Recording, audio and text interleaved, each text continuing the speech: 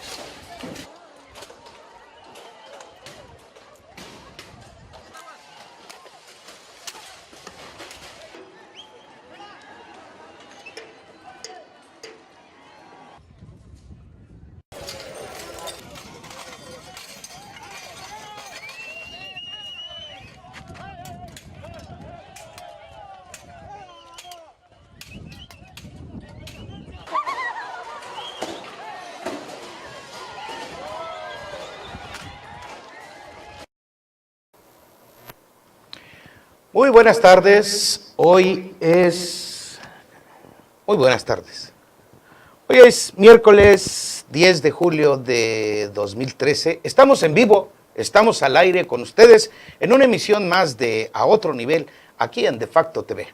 Hoy trataremos un tema bastante interesante que en este fin de semana habrá de darse cuenta en todos los medios de comunicación, sin duda, que es el tema de la reforma educativa, porque va a entrar en su nuevo proceso de análisis y, sobre todo, va a llegar a las cámaras alta y baja la famosa ley de educación.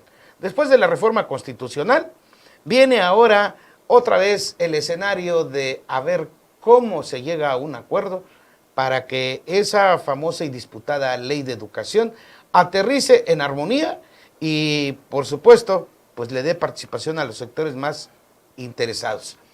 Pero en este caso vale la pena comentar que el 26 de febrero de este año, el presidente de la República decretó promulgada la reforma educativa.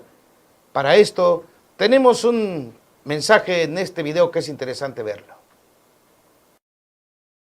Hoy, con la promulgación de la reforma constitucional en materia educativa, se da un paso decisivo para hacer realidad el derecho humano a la educación de calidad de los mexicanos. Con ello, avanzamos en la construcción de un marco legal moderno y eficaz y fortalecemos la Rectoría del Estado mexicano en la educación, esencial para superar los retos de este sector estratégico para el desarrollo nacional. Sin duda, este es un cambio de fondo que marcará para bien el rumbo de México en las siguientes décadas. Así, inicia una transformación educativa largamente esperada por la sociedad mexicana, de manera especial por alumnos, padres de familia y maestros de todo el país. Si queremos caminar en sintonía con el mundo, no hay tiempo que perder. Precisamente por ello, una de las 5 metas prioritarias que el Gobierno de la República se ha trazado es lograr un México con educación de calidad para todos. Una reforma educativa de fondo como la que hoy se promulga solo podría prosperar con el apoyo del Poder Legislativo, las entidades federativas, los partidos políticos y de manera especial el de la sociedad mexicana.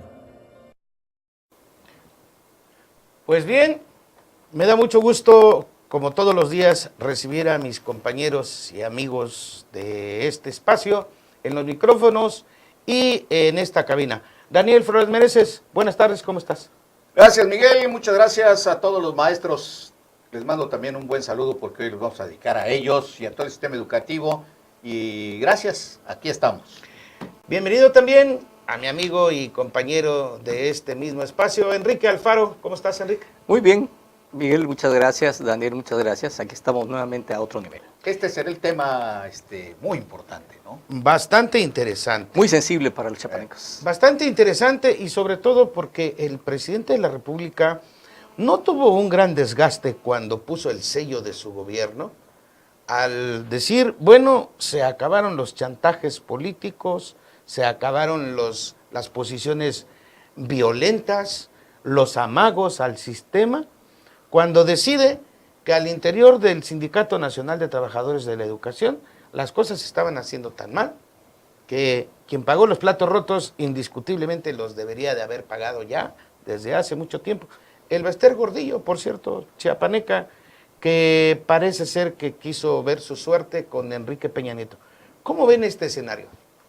Bueno, si me dejan empezar, pues yo te diría que si Enrique Peña Nieto, nuestro presidente de la República, no hubiese tomado la determinación de llegar al fondo en el proceso de raterismo del Sindicato Nacional de Trabajadores de la Educación, encabezada por el Bester, yo creo que el Pacto por México no se hubiese dado, que la reforma educativa no se hubiese podido haber dado tampoco, Promulgado. así es, por los enfrentamientos entre los grupos. Todo lo que estamos viendo hoy, en parte, es gracias a la medida adoptada por el gobierno federal de encarcelar a esa mujer. De otra forma, ahorita estarían metidos en una caja donde están todos los maestros, todos sus dirigentes, y la mueves tantito. De resonancia. De resonancia. Entonces, todo se debe a eso, ¿sí? De no haber metido a la cárcel, y el triunfo ahora de la CENTE, lo que está sucediendo, es parte también de eso, y es parte de las negociaciones. Porque esto hay que entenderlo de una forma política, ¿no? No de una forma nada más táctica de política, sino de política de fondo. ¿Tú crees, Enrique, que era oportuno ya? ¿Era el Creo momento? yo que era importante, era una decisión fundamental al inicio del gobierno, porque habría que recordar que en este país el Partido Acción Nacional vendió la idea del cambio a los mexicanos y llegaron al poder federal, se hicieron de presidencia de la República y habían ofertado a los mexicanos la idea de que las cosas iban a cambiar, y lo primero que sucedió fue que los panistas se aliaron con los poderes fácticos, con los poderes establecidos, entre ellos de manera muy destacada con la dirigente entonces de los maestros, el Bester, y eso mandó un mensaje de que al contrario, en vez de cambio permanecía el status quo y los cambios podían esperar. Llegó el siguiente gobierno y fue todavía igual. Peor. Entonces, ¿qué es lo que le reclamaban los ciudadanos al panismo en el poder? Que no se habían efectuado los cambios que habían ofertado, que había sido solamente discurso. En cambio, llega Peña Nieto y lo primero que hace, recordándome a Salinas de Gortari cuando al inicio de su gabinete dio el quinazo, y Peña Nieto decide cortar con el Bester, comprobar que hacía malos usos de los recursos del sindicato y detenerla, encarcelarla, bajarla del liderazgo del magisterio. Creo yo que eso fue un mensaje de que había más decisión por el cambio en el gobierno de Peña Nieto que en los dos anteriores del panismo. Pero en el panismo, en esos 12 años del panismo, que los llevó a la perdición, que ya no pudieron seguir, fue precisamente que embargaron la Secretaría de Educación Pública a Ilvester.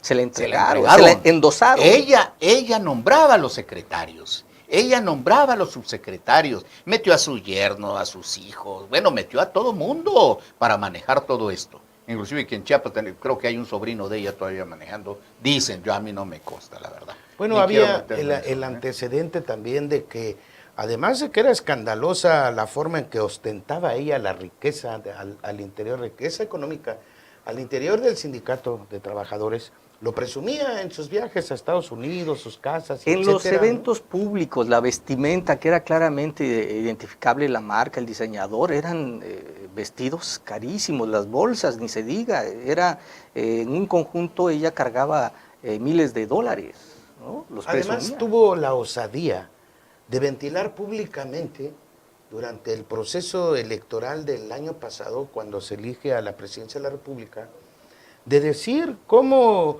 hizo su amaciato político con el expresidente Felipe Calderón y lo balconeó, ¿no? Y eso fue diciendo que le daba 200 millones o no sé cuántos millones de pesos para... en tiempos de además, Calderón su fue cuota cuando de más recursos le dieron al y sindicato. eso fue lo que vino a dar el traste al Partido Acción Nacional. Y lo pagó en las elecciones. Y ahora trata de recuperarse, va a ser muy difícil, nada más que ahora, por ejemplo, el triunfo de Baja California, por ejemplo, estaba yo escuchando a un analista hoy que decía que era verdaderamente increíble que el PRI estuviera ahorita tratando de echar abajo la victoria del PAN, ¿sí? Y dice, bueno, ¿pero por qué? Pues lo único que está haciendo es decirle que el PAN sí ganó, que ellos no ganaron. Cuando debió haber dicho desde un principio Camacho, bueno, las tendencias no son favorables, pues y bueno, hubiera sido otra y entrar. Pero nos estamos desviando del tema. Esa osadía ya está pagando sus consecuencias y sus frutos, ¿no? Así es. Pero lo que yo veo muy claramente hoy, después de la actitud que tuvo el presidente de la República de darle respuesta al compromiso que hizo con la ciudadanía, con los mexicanos, de ya no más manoseo, ya no más actitudes tan cínicas como la del Baester. Bueno, pues se promulga la reforma educativa y se empiezan a abrir los espacios de expresión, no solamente en esa enfrenta política o en esa decisión política de hacer a un lado a quien está estorbando y quien está formando un dique para avanzar en la evaluación, que era uno de los problemas más drásticos que veían los maestros, porque trastocaba los intereses, y en estos intereses iban ventas de plazas, corrupción y una serie de cosas. ¿No? Habrá que mencionar, para efectos de dimensionar el asunto, que el sindicato de maestros es el sindicato más grande de Latinoamérica. Sí. Solo por decir un dato para dimensionar exactamente con qué actor político se está. Con más de 2 millones de afiliados, ¿no? Aunque, que no lo tiene ningún sindicato. Así es. Y aunque ya la reforma está promulgada, todavía los maestros no lo aceptan, porque todavía viene la ley reglamentaria, que es la que hace posible. Que es la que va a darle posibilidades a la gran reforma. De aplicación. Si no, no va a aterrizar. ¿Y qué es lo que quieren los profesores en estos momentos? ¿Qué es lo que quieren? Pues primero, que no se ponga en riesgo su permanencia en el sistema educativo, porque ellos creen que están condicionando su trabajo a los resultados de la evaluación, ¿sí? A que serán sometidos, que los evalúen. Porque hay maestros que inclusive en Oaxaca, como bien lo decía Miguel en algún momento, platicando con él, de que allá se heredan las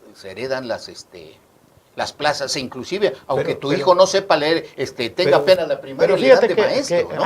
antes vale ¿Sí? la pena escuchar también y ver el mensaje del presidente Enrique Peña Nieto, que el Día del Maestro, el 15 de mayo, nuevamente les vuelve a confirmar, a ratificar, que la educación estará bajo la rectoría del Estado, que de ninguna manera se va a privatizar, que de ninguna manera con la reforma educativa se va a trastocar los derechos laborales conquistados durante años, que se va a poner orden, sí, que se quiere y se pretende elevar el nivel de la educación, sí.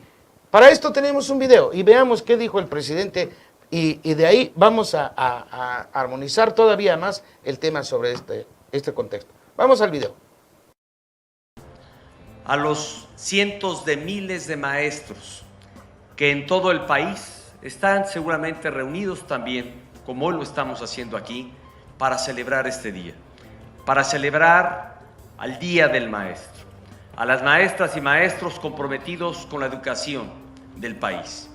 Los maestros no pueden y no deben quedarse atrás, tienen que ir adelante de sus alumnos, porque ustedes están llamados a ser sus guías, sus consejeros y sus líderes. Maestros de México, su país los necesita. La educación de calidad no puede seguir siendo un privilegio de unos cuantos. Debe ser un derecho del que gocen todos nuestros niños y jóvenes del país. Con ustedes al frente, podremos construir una sociedad de derechos que alcance y beneficie a todos los mexicanos. Pues ahí está el mensaje presidencial en el estricto sentido de aclarar que aquí no se está ventilando la posibilidad de privatizar la educación, que es una de las demandas o pretextos que la Coordinadora Nacional de Trabajadores de la Educación, que es una fracción de lo que constituye en términos generales el Sindicato Nacional de Trabajadores de la Educación, ha venido enarbolando como bandera. Y ellos dicen, estamos en contra de que se privatice. Insisten, pese que ya hay un decreto presidencial al respecto. Sí, yo no podría estar en contra de lo que dice Peña Nieto. Pues es cierto, la educación es la piedra angular, la educación no se privatiza, ¿sí? Pero el problema es que la educación en México, que da el Estado, no ajusta. Necesitas forzosamente a las escuelas primarias, secundarias, preparatorias, profesionales, privadas, porque tus hijos no pueden entrar a las escuelas. Hoy se fue a inscribir un sobrino mío y en la preparatoria, no sé qué, 1, 2 o 3, algo así. Le cobraron 1,300 pesos. Bueno, pues si es educación de gobierno del Estado, ¿por qué tienes que pagar 1,300 pesos para inscribirte? ¿Me doy a entender? ¿Por qué? Bueno, esos temas, ¿verdad? Eso da el traste con la gratuidad de la con educación. lo que dice, pues, por eso yo no puedo estar en contra de lo que dice el presidente. Qué bueno que lo diga, es cierto. Pero la privatización de la educación ya existe. Digo, pues hay escuelas. Y qué bueno que hay escuelas muy buenas privadas.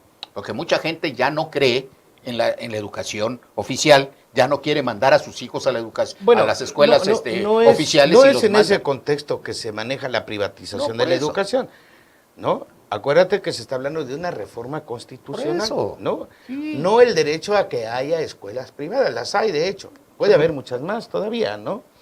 Sino que el hecho mismo de que el mexicano tenga derecho constitucional a una educación pública No lo gratuita. tiene, lo Por eso. tiene. Sí, El problema está es que es establecido. deficiente la educación pública. Sí, esa Claro. es la lucha de que Por eso, quieren mejorarlo, ¿no? Por eso cuando yo A eso hablo, obedece la reforma. y es cuando yo digo que a veces prefieres mandar tus hijos a una escuela privada aunque te cueste dinero, que mandarlo a una escuela pública, porque no sabes qué está pasando. Yo les digo, hoy tuvimos que pagar 1,300 pesos por inscripción en una escuela pública. ¿Es válida esa cuota? Nadie te dice si es válida o no es válida. Simple y sencillamente te ponen la cuota y pelas. ¿A dónde va el dinero? No sabes. En sentido estricto, no es válido y no es constitucional, pero ¿cómo no cooperar si es condición para que ingrese? No, No, lo tienes que dar porque no tienes de Claro. otra, pero no tienes la obligación porque para eso pagas impuestos, ¿sí? Tus impuestos se van hacia los servicios públicos y la educación es un servicio público. fundamental. Al agua potable, a todos. Por lo tanto, no, pero estamos hablando de otro país a lo mejor. Pero ¿crees que los impuestos en realidad dan No, para no. todo? No. Deberían de dar para todo. No, pero yo pregunto en este sentido. A ver, Deberían dar para todo. Hagamos el análisis. Imagínate una ciudad rural. Una ciudad que no tiene nada más que el ingreso de predial y alguna significativa cuota por el servicio de agua potable de 20 pesos, donde lo hay. y donde no lo hay, pues o por supuesto, ni ese pago. Y solamente tienen derecho a su participación federal y estatal.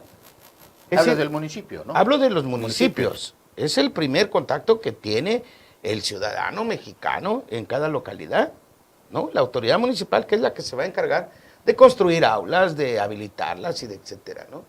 Imagínate, yo pregunto, no porque esté justificando que deba de pagarse por la educación pública, pero pregunto, ¿en realidad sí alcanzan los impuestos para que haya educación garantizada? A ver, es que aquí estamos entrando y otro problema, ¿sí? De los ingresos para el gobierno de impuestos. ¿Quién paga impuestos? Si está considerado este país como uno de los 3, 4 países más corruptos que hay en el mundo, fíjate, desgraciadamente se tiene que decir, mano, ¿sí?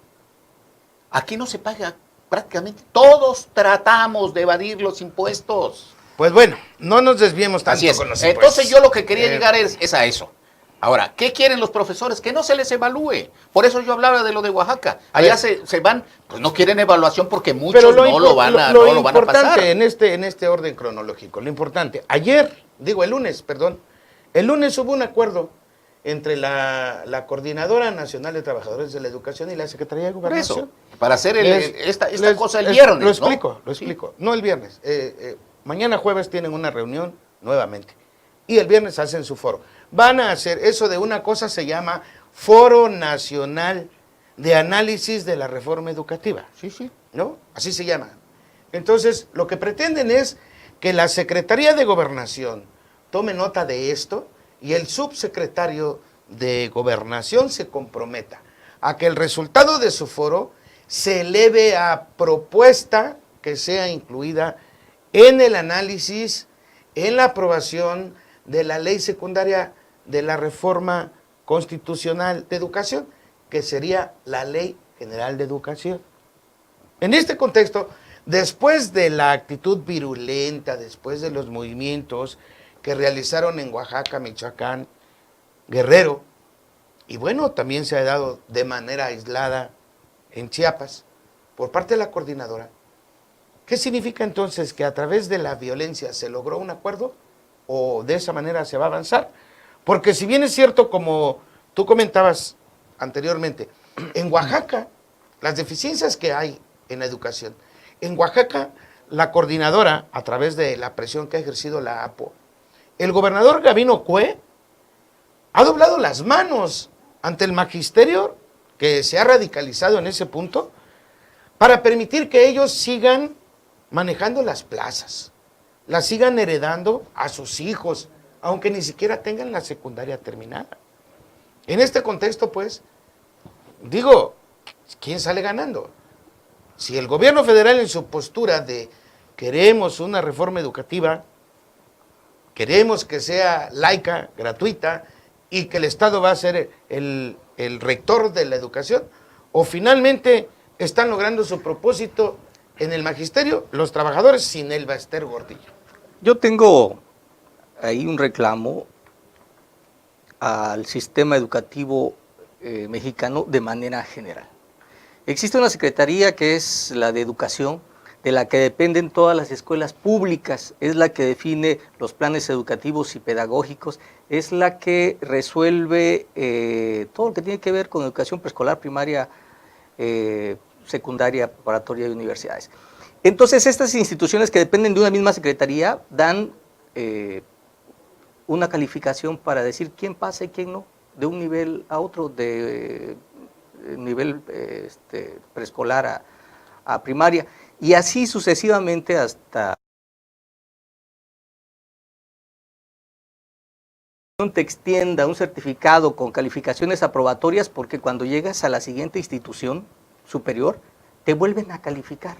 ¿A dónde quiero llegar? Quiero llegar al asunto de la evaluación. Un maestro que está frente a un salón, que está dando clases a un grupo, pasó su educación primaria de manera aprobatoria, secundaria de manera aprobatoria, en instituciones públicas que extendieron un documento que dice que están capacitados para superar ese nivel. Es decir, el sistema educativo mexicano les dijo que eran capaces para seguir estudiando y llegaron hasta donde llegaron con su nombramiento de licenciatura en educación. y están ante un salón luego de que el sistema mexicano le dijo que eran capaces. Ahora nuevamente se les quiere evaluar. Vamos mientras a unos comerciales. Vamos. ¿No? Si no, este programa ya no va a continuar si no hay comerciales. Vamos. Presta atención al procedimiento estatal de alerta por lluvias. Proceda. Alerta azul, lluvias ligeras a moderadas. Atento a los medios de comunicación. Alerta verde, lluvias fuertes. Toma precauciones al salir de casa y al transitar por las calles. Alerta amarilla, lluvias muy fuertes. Atiende las recomendaciones de las autoridades. Alerta naranja, lluvias intensas. Si vives en una zona baja o inundable, acude a tu refugio temporal. Alerta roja, lluvias torrenciales. No salgas de tu zona de seguridad. Sistema Estatal de Protección Civil. Gobierno del Estado. Chiapas nos une. El alcohol y el volante no son una buena combinación. Recuerda que el programa Alcoholímetro está activado en todo el estado para procurar tu seguridad y la de todos. Si ingieres bebidas alcohólicas, sobrepasas el límite permitido e intentas manejar, serás consignado a las autoridades y tu vehículo será decomisado. Evita accidentes, elige un conductor designado que pase la prueba o utiliza un transporte seguro. La diversión y la seguridad no son enemigos. Trabajemos juntos para tener un estado fuerte y seguro. Procuraduría General de Justicia del Estado. Chiapas nos une. Pues bien, parece ser que el tema de la reforma educativa va a dar para mucho todavía y seguramente este viernes habrá una movilización muy intensa de los miembros de la coordinadora. Ya Adelfo Alejandro Gómez, que es el nuevo líder de la sección 7 en Chiapas, pues él ha dicho que van a ir con todo, porque es un deber histórico ir a la defensa de la educación pública, laica y gratuita. Entonces, en Chiapas ya está cantado, participaron en esta negociación con la Secretaría de Gobernación el lunes, y finalmente creo que hablar de educación es como para muchos programas, no solamente uno, ¿no? Pero aquí queda ya por lo menos el adelanto de lo que el viernes puede suceder y de lo que la coordinadora va avanzando y va logrando espacios de expresión y de inclusión para esta nueva reforma, ¿no?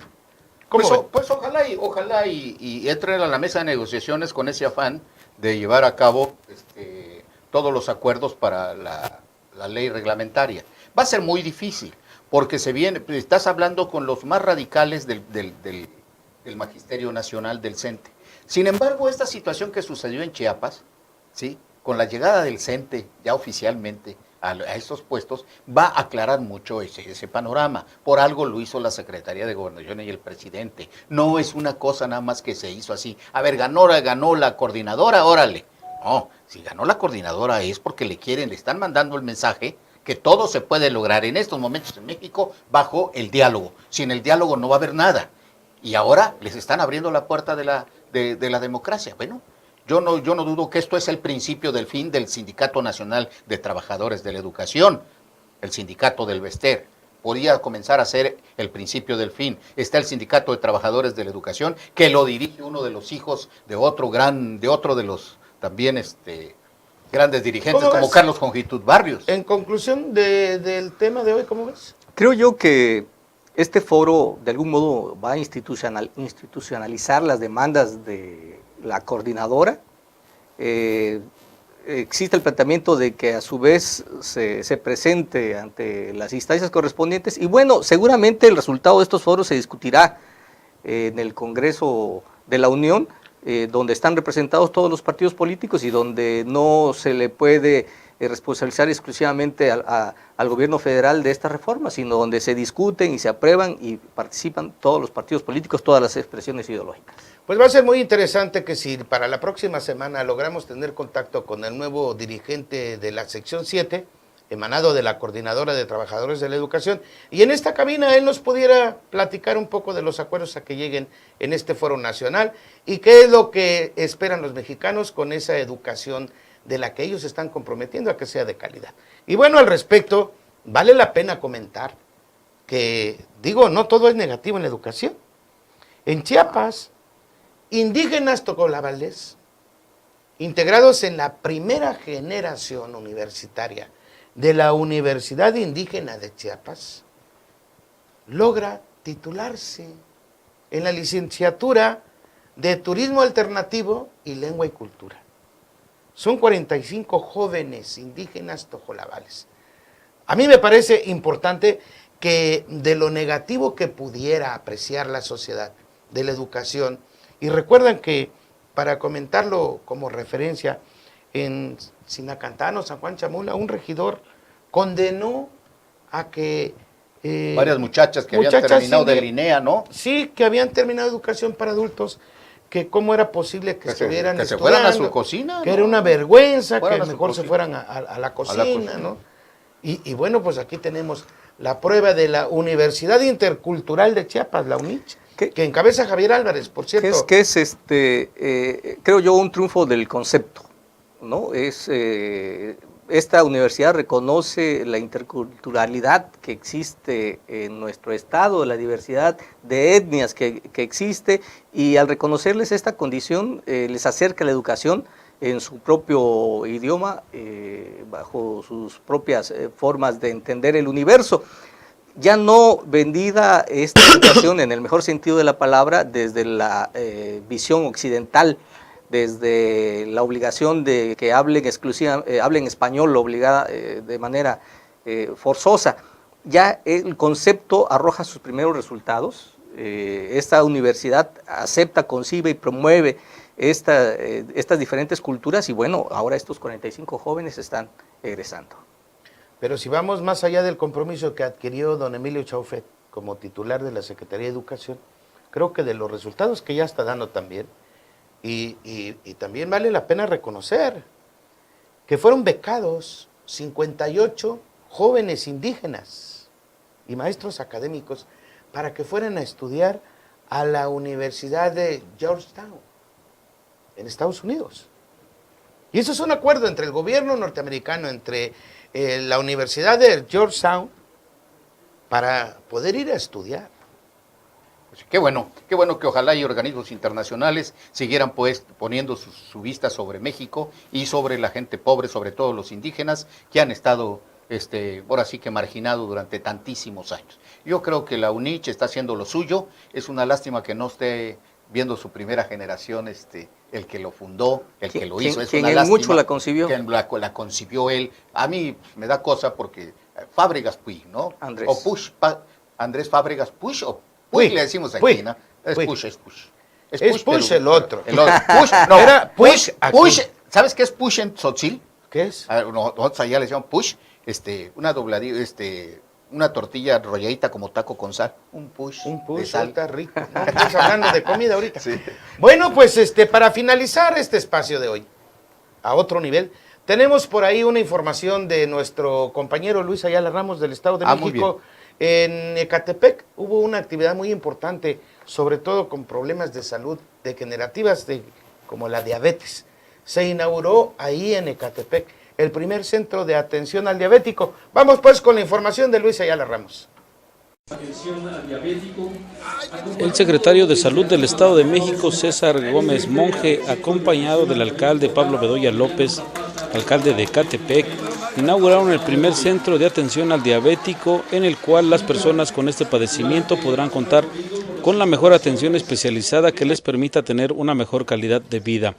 El centro cuenta con personal altamente capacitado que brindará servicios de atención médica y psicológica, nutriólogos, laboratorio y medicamentos completamente gratuitos. Durante la ceremonia de inauguración, el alcalde de Ecatepec, Pablo Bedoya, mencionó la importancia de crear estos centros que en materia de salud ponen a la vanguardia al municipio a nivel nacional. Por su parte, el secretario de Salud del Estado de México, César Gómez Monje, mencionó que el CAT representa una inversión de más de 100 millones de pesos que se verán reflejados en la atención a más de 300 pacientes que mensualmente recibirán tratamiento especializado. Habló de la importancia de acercar estos servicios a la ciudadanía, además de la atención médica que previene y detecta las causas de esta enfermedad, como lo pueden ser la obesidad, el sedentarismo y los malos hábitos alimenticios, así como crear conciencia en las personas que ya la padecen, a ser responsables del cuidado y seguimiento del tratamiento, ya que de no hacerlo las consecuencias pueden ser mayores. Datos de la Secretaría de Salud del Estado de México informan que en la entidad fallecen anualmente 70 personas de cada 100,000 producto de la diabetes. De cada 10 diabéticos, 5 no saben que lo son. De los 5 que lo saben, solo 1 se atiende, por lo que en promedio 1 de cada 10 diabéticos busca ayuda. Reportó desde el Estado de México Luis Ayala Ramos. Pues bien, Esto ha sido todo por hoy y los esperamos mañana nuevamente aquí, a otro nivel, a la misma hora y por favor, sean felices. Muy buenas tardes y buen provecho. De mi parte, coma sabroso, aunque sea cochito.